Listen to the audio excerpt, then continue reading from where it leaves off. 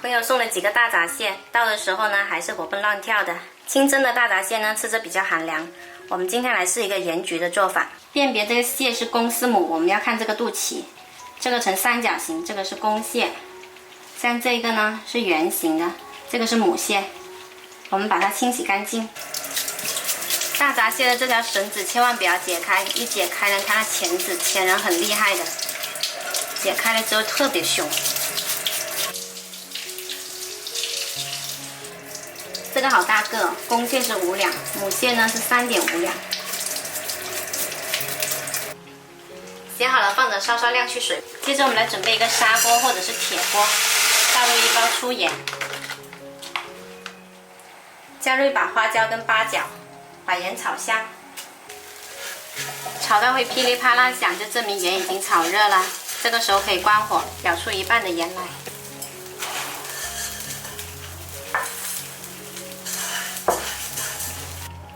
然后我们再准备一些黄酒或者是白酒，刷在蟹身上，这样做出来呢会更香。也可以去腥，薄薄的一层就好。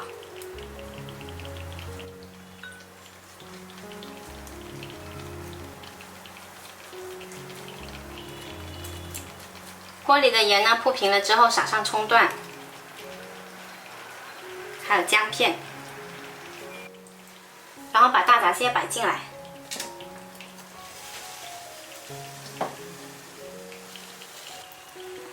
好大个的蟹啊，这么大的锅都有点摆不下了。再撒上粗盐，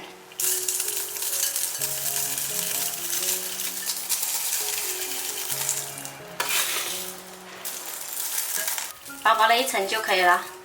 盖上盖，调中火，焗15分钟。时间到了，关火焖3分钟，再开盖。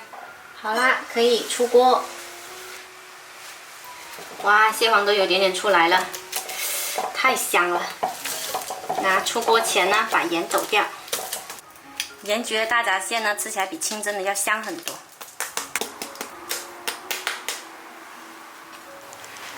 盐焗的大闸蟹呢，好吃又不寒凉。